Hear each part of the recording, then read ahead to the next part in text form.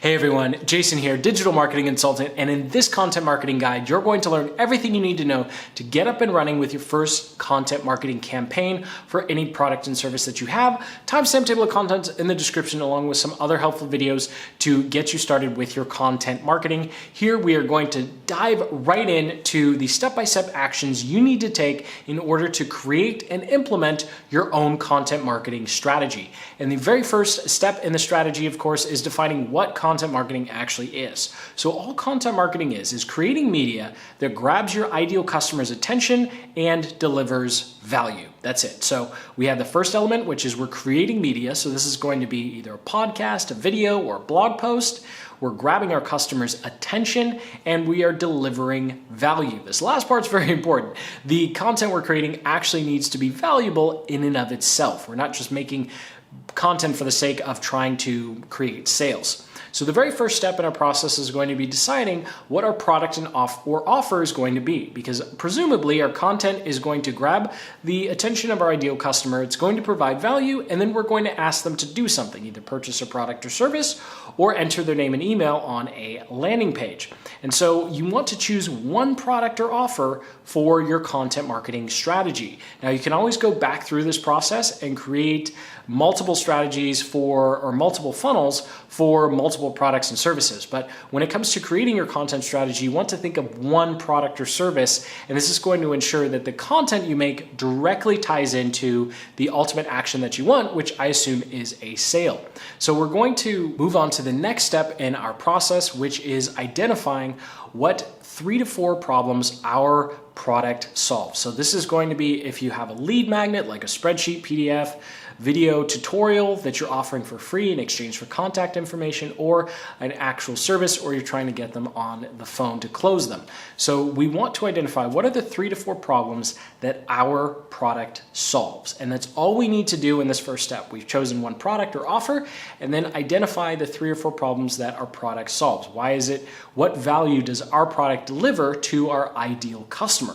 And speaking of ideal customer, that's going to be the next step, because once we understand what product we're going to focus on and the problems, we need to figure out who we're going to talk to, because content that tries to speak to everyone winds up connecting with no one.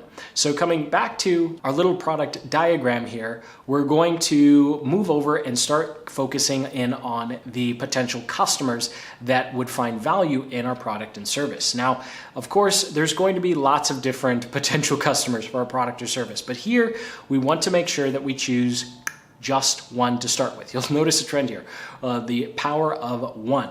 And so the quickest way to figure out who your ideal customer should be for your content marketing strategy is thinking about where they are in the spectrum of your particular niche or industry. So is your ideal customer someone who is brand new, doesn't know a lot of basic information, or have they been around for a while in the niche or industry? A great example would be cyclists, right? Someone who is brand new needs very different information on choosing their first bike, what kind of trails they should be or routes they should be looking at, or how to train, versus someone who's been doing it for 2 to 3 years and has been in a couple of races. They need very different types of information. And so it's very important that you figure out where on the spectrum of experience is your ideal customer, because this is going to make sure that you create content that meets them where they are. After all, you don't want to create a how to fix your bike 101 video or blog post and then expect a veteran to find value in it, because it's going to be a bunch of information that they already know. Whereas if we were targeting someone who's brand new to biking and we need to get them into our bike shop, well then creating something like that would be valuable because we're targeting someone who's brand new. Now for time purposes, this next part I'm going to go through very briefly, but I will link up in the cards and the description a video that goes through a data-driven method for coming up with the rest of your ideal customer persona or avatar.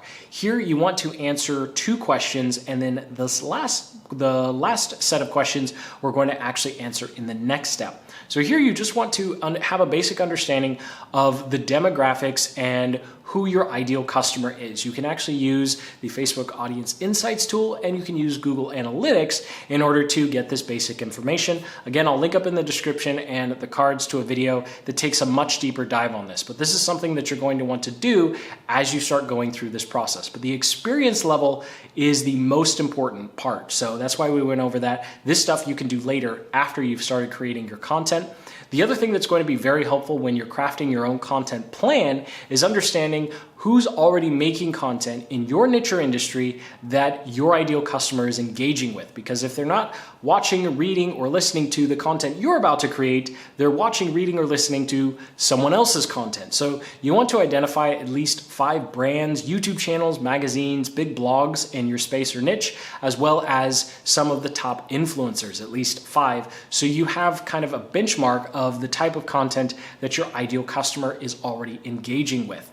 And we'll come back to this diagram here in a little bit to answer those last 2 questions. So once we know who our ideal customer is, we know where on the spectrum of experience they are, most importantly, we're ready to look at their problems, because great content solves problems for our ideal customers. Because solving problems is the quickest way to not only deliver, but demonstrate our value to our potential customers. So going back to our diagram here, I've gone ahead and added something here to show that these lines represent how much content is needed in order for someone to purchase a product or service. So someone who is brand new to your niche or industry probably isn't going to understand the value that you provide as much as someone who is over a year in, wherein you can essentially just show them a landing page or show them a couple specs and do a comparison video, and they're probably ready to go. Whereas someone who is brand new to your niche or industry needs to be warmed up a lot more.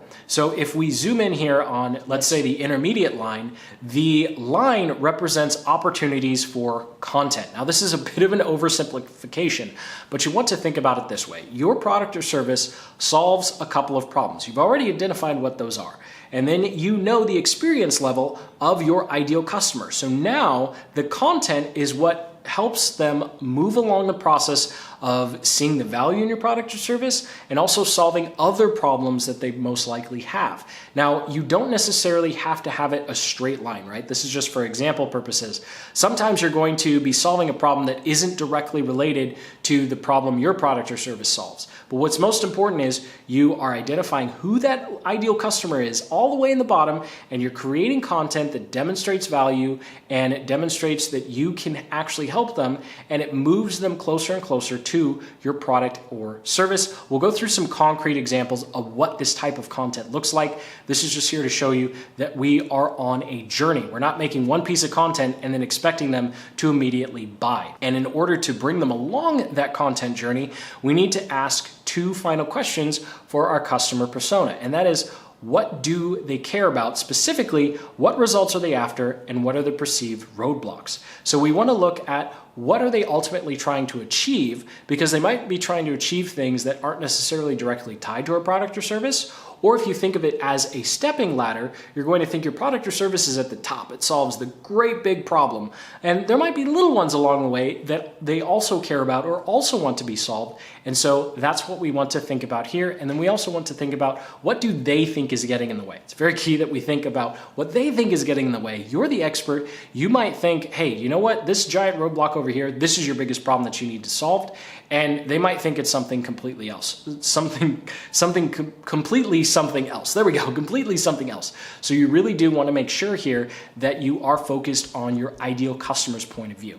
So let's go through a quick example here. Let's say someone's trying to grow a YouTube channel. Well, probably the results they are after, they want to be full-time, wake up on their own schedule, make their own videos. Sounds pretty good, right? So what do they think is getting in the way of the big result that they want? Well, they probably think they need more views, they need to grow faster, they need faster subscribers, more subscribers, improve video quality, and maybe they think they need to rank for important keywords in their niche. Great. So if we go ahead and take these results and these roadblocks and combine it with our decision on where someone is in their experience level, we now have everything we need to move into creating a content plan to actually start deciding what your content is going to be about. After all, if we were creating a video on how to rank videos, it's going to be very important if we're talking to someone who's completely new versus to someone who's been trying to grow a channel for a year. And this is why it's so important that you think about experience level when it comes to content creation. So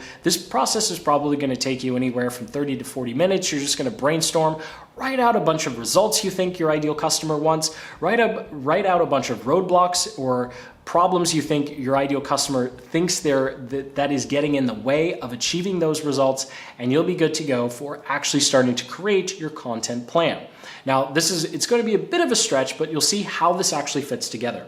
Because when you're creating your content plan, your content is driven by keywords. At this point, you know the results and problems that your ideal customer has, and now it's time to turn those lists into concrete video ideas and identify keywords that you can go after to actually rank. Because something that's going to be very important, whether you're doing a blog post or you're doing YouTube videos, is choosing a specific keyword phrase that's going to allow your piece of content to actually rank in search, and that's how it's going to be discovered. So if we go back to our diagram here, I know there's getting a lot on the page here, we have 3 different types of content you can create. And so we'll go through an example right after we go through these 3 different types. So you'll see how all of this ties together and how you can use some free tools to figure out what your keywords should be. So the first type of content you can make is how-to content. This is simply a step-by-step tutorial taking them from point A to point B, very similar to this video. The next type of content that works great for businesses in this content marketing plan would be creating reviews. So what's very important when you create product reviews is you create reviews of similar products or services and companies. You definitely don't want to do reviews of direct competitors because it's just going to come across as disingenuous. No one's going to believe that you're truly being objective when you're reviewing your competitors. And the final one is a decision guide. And so this is weighing the pros and cons of a decision they might make and possibly presenting case studies or data to help them make this decision. Now, there are several free tools to help you start figuring out what your specific keyword should be. And when we go through some examples, you'll see how these keywords can actually turn into full-on titles for your content. So Ubersuggest and Answer the Public are going to be the best places to go to actually start figuring out what specifically your keyword should be. Now, all this means is you're going to go to these tools and you can easily type in, let's say, how to rank YouTube videos or how to grow your YouTube channel or review GoPro 8 review or what's the best way to start a YouTube channel. So very basic searches like that into Ubersuggest and Answer the Public will actually start helping you generate even more ideas and help you find some keywords to focus on for your content. I'll link up in the description to a couple videos that take a deep dive into search engine optimization for YouTube and your blog. So we won't necessarily go out over that here, but I'll link up in the description to videos that will walk you through super in-depth, over an hour long, on exactly how to optimize your content once you have your idea. So let's go ahead and go through a couple of examples here. I have an example for someone who's new, intermediate, and advanced. So the first one we have here is what's the best gear for YouTube? So we could just create a video called the top 5 best cameras for new YouTube channels. Or another question would be, how do I get more subscribers? This is how someone who is trying to figure out, they're stuck, they're 3 to 6 months in, their channel's not growing, their subscriber count is not as high as they'd like. So we could make a video about how to promote their content on other platforms, and we could also make a video on how to improve the calls to actions in their videos to increase the number of people who are actually hitting the subscribe button after watching. And then finally, we have the ranking examples, and we could talk about things like how to rank playlists or how to re-rank videos that are older than 6 months. Now, I use the 6 months example because someone who is a year in, they're going to have videos that are older than 6 months. Someone who's new or only 6 months in, it's not going to be a piece of content that's really going to be relevant to them because they just aren't at that step in their journey. And so taking a look at a quick summary here, these would all be content ideas we could use to bring in potential ideal customers. Now, when you're first going through this process, of course, you're going to want to focus in on someone who's new, intermediate, or a veteran. So you don't want to do all this different type of content right out of the gate. You want to choose one, and then you can move on to others as you become better with your content creation. So now that you have a pretty good understanding of how to come up with some ideas, it's time to actually create your content calendar. And it's very important that you rotate through the different types of content that you have. You definitely don't want to have just all how-to or all reviews or all decision guides. So a very simple template you can follow irrespective of how much you post. I highly recommend making your goal 3 posts per week, but if you can just start with 1, that's okay. Rotate through reviews, decision guides, and how-to. That way you have a good mix of content and you're not posting the same type of video over and over and over again. So hopefully you've chosen to do this on a WordPress blog, YouTube, or a podcast. And so once you know what days of the week you're going to be posting, it's very important that you choose a day and just stay consistent. Then you can figure out how you can post across all the other platforms. And in the last step, we'll go through syndication and how you can take your one piece of content and actually syndicate it across other platforms. But for now, just keep in mind that you don't necessarily have to be posting on one platform every single day. You can post every single day, just rotate the different platforms that you're posting to. You definitely don't want to burn yourself out trying to post every day on every single platform. So now it's time to actually produce your content. So if you decide to go with video, here is a quick slide of all of the different options you have if you want to start a YouTube channel or do some sort of video content. We have quick start all the way up to a full-blown home studio. Now, what's really important though is if you're looking to get started with video, if your phone has been made within the last 2 years, you are good to go. You don't need to buy a really expensive camera. The only reason you would bother buying a camera is if you want to do just screen capture videos like this one, then using the $50 Logitech C920 webcam is really the only piece of equipment you would need to pick up apart from a condenser microphone. A big mistake I made in the beginning was I saw everyone using a microphone called the Blue Yeti, and I thought that was just the microphone to use. Turns out that's not very good for screen capture. So whatever type of microphone you use, if you want to do a screen capture video similar to this one, you're going to want to choose a condenser microphone that does a good job of taking out the background noise. Now, right now, the live video that you've seen in this video is using the Lumix G85 with the Shure VP83 microphone. And this is about as expensive as you would ever need to go. I spent my first 2 years on YouTube simply using a cell phone. So you can always come back, time-stamped table of contents for these particular product recommendations. Now, if you're going to be doing any writing or you're going to be doing a podcast,